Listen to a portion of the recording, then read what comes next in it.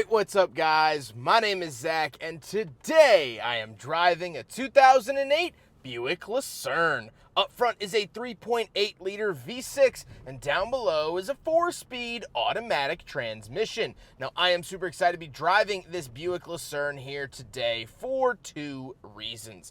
First of all, I'm always happy and always excited to be back behind the wheel of a Lucerne. This is now my third Lucerne review, and it's always good to be back in one of my favorite sedans. But the second reason is the fact that we actually have a lot of literature on this car. We have one of the original dealership booklets about the information and model year changes for the Lucerne, and this is a really well-kept, clean example of something that we don't really see much of anymore, so I'm excited to go through that with you here today. But if you would like to submit your own vehicle and have it reviewed here on the channel, you can head on over to my website, zackpradel.com/submit. It's a quick and easy submission form. It takes under a minute to fill out, and I come out to you. And if you'd like to see all my videos weeks or sometimes months in advance, you can head on over to my Patreon for only $5 a month. But let's get back to that 3.8-liter V6. Well, they did have a V8 offering, although this is an earlier 2008, and they didn't offer the Lucerne Super with the 4.6-liter North Star till later in 2008. However, this is the 3800 series from Buick, and I will put money on the fact that this is their best engine that they ever made. It was simple, it's reliable, unproblematic, and is known for going hundreds of thousands of miles without much issue. So that puts it as one of the greats in my book, and honestly on my Mount Rushmore of regular traffic engines from the last 50 years. Now, there are some small issues. This did originally come with heated windshield wipers, however that would start fires, so there's a GM recall to delete it. Also, the upper motor mount, known as the torque mount, tends to go bad on almost all 3800 engines, so that's something you might want to get looked at if you're buying a Lucerne. But by and large, it's very reliable, and that's all I want. Like I said, bear to it is a 4-speed automatic. It does the job, nothing too crazy there. And last but not least, the Lucerne is front-wheel drive. So how does it feel to drive a Buick Lucerne, having driven several of them in my time here on YouTube? Well, I really enjoy it. They have nice, comfortable rides, and these are just big, comfortable sedans. That's it. That's their whole motto. That's the only thing that they want to do or want to be, is comfortable. Over these bumps, normally I take new press cars on this same road, and they sound like they're taking enemy fire. This, in the Lucerne, all right, that was a particularly bad patch of road, but it's not bad at all. Sure, you hear the bumps, but they're a lot less exaggerated here in the Lucerne than even some newer Subarus. So that is very nice to see. Steering is light. Throttle response is okay, but throttle response isn't really the name of the game here, so I'm okay with it being lackluster. With that stuff out of the way, let's talk about the interior. Well, in front of me, I have 4 gauges. Off to the left is the tachometer, in the center is the speedometer. We also do get a little digital readout for the odometer, and off to the right is the coolant temperature and fuel. On the steering wheel, on the left, we do have our heated steering wheel as well as cruise control,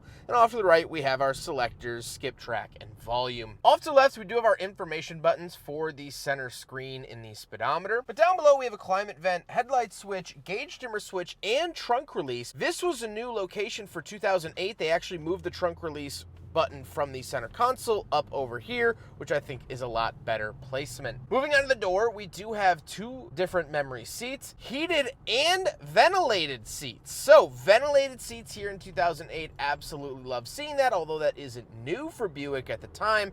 Always a pleasant treat. And then down below, we have the lock and unlock and power windows. Moving into the center, we have 2 climate control vents with the hazard switch, and we do have an aftermarket radio. However, I can show you all the different radio options that were available here in the Lucerne for 2008. So they did have a touchscreen option as well as a more traditional button option if that's what you wanted. So here's what you could have gotten. Down below that, we do have dual zone climate for our climate controls, fan speed off to the left, and a little digital readout in the center. Then we do get a 12-volt outlet in this little hidden cubby, our traction control button and the shifter, as well as cup holders down below the shifter. So we will do a big friggin' bottle test, and it fails, unfortunately. Even if you take the lining out, it sadly fails the big friggin' bottle test.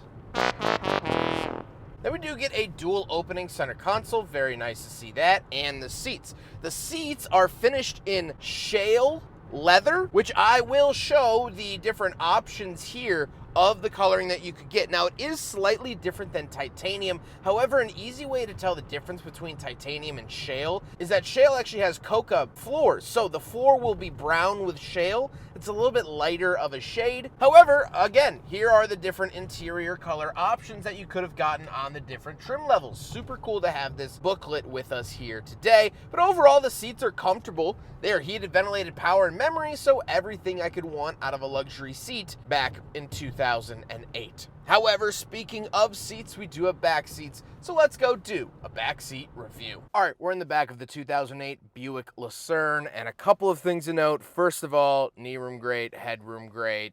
It's great. This is a nice place to be. Even in my driving position, which is a little bit further back than I might actually even want it, I still have room between my knees and the seat in front of me. Headroom's still great, even with my cheapo sunglasses on my head. Power windows, that's pretty much the only amenity. We could pull this down. We do have cup holders, and we do have climate vents in the back of the front center console, so that's nice again, but really not retelling history or changing anything major back here. It's just a nice place to be, as Buick sedans were in this decade and the decades prior. However, Buick does not currently make a sedan here in 2025, so I can't compare it to the new stuff because the new stuff doesn't exist.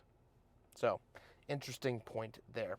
Let's hop into the very back. We'll take a quick look at the trunk and cargo space, and then we'll talk about the looks. So something interesting that I forgot to mention is that this actually does have a trailer hitch, and because of that, it actually lowers the exhaust about 2 inches. So it looks kind of wonky. It looks like the exhaust is sticking down. It's actually just to accommodate the factory hitch. We do have a button here on the key fob for the trunk popper, and it will go all the way up, which is very nice to see. Once we are back here, nothing too crazy or interesting. The owner does take this to junkyards to fix his other GMs, because that's how you have to do it in 2025.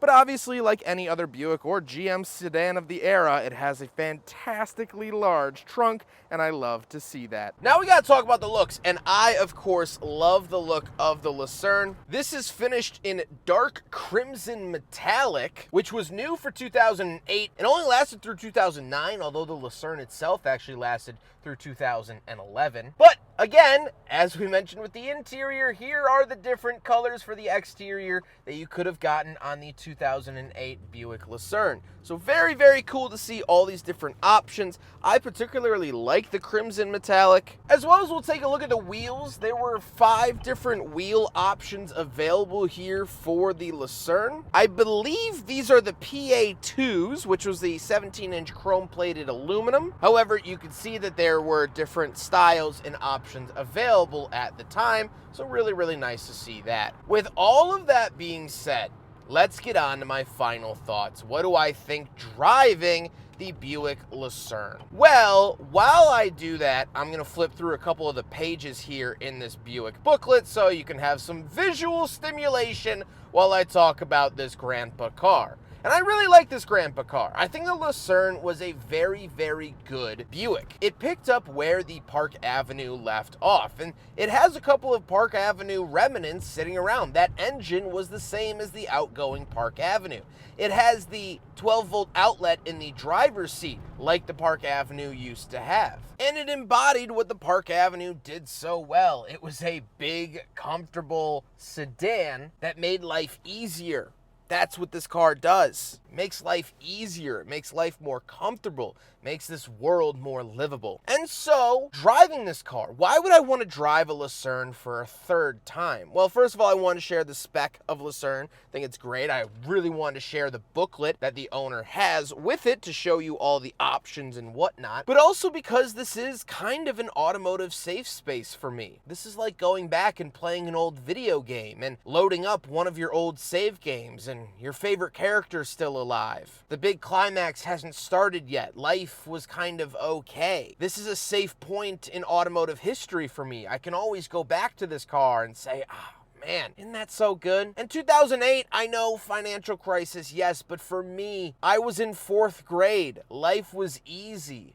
I had science camp after school. My biggest concern was the kickball tournament before summer break. This car to me is the smell of carbureted fuel. Going to the go-karting place because I couldn't drive. I was still half a decade away from getting my license. But I could go to the go-kart place and I could be my own person. I could drive my own go-kart. I was finally tall enough to ride the ride. That was the biggest issue in my life. And so driving this Lucerne brings me back to that era, brings me back to something more peaceful. Before our phones had giant screens, and before those screens were filled with man-made atrocities every 40 minutes. Before TikTok doom scrolling. Before I had to pay for rent. Before I had to feed myself. Before I had to actually try in relationships. Back in 4th grade in 2008, it was easy to have friends because they were all in the same building for 8 hours a day. But now, just getting dinner with a lifelong friend is like scheduling a heart surgery. And so all of that is gone here in the Lucerne. It's easy to see my friends in the Lucerne.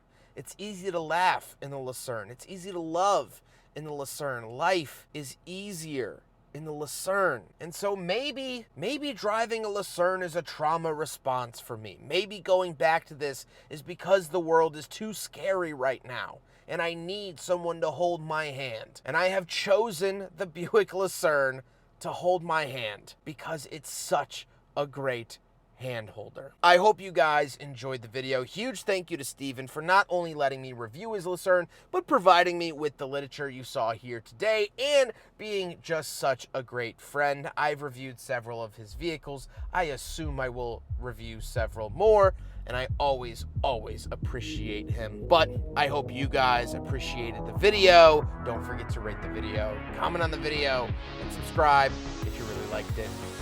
Take care, guys.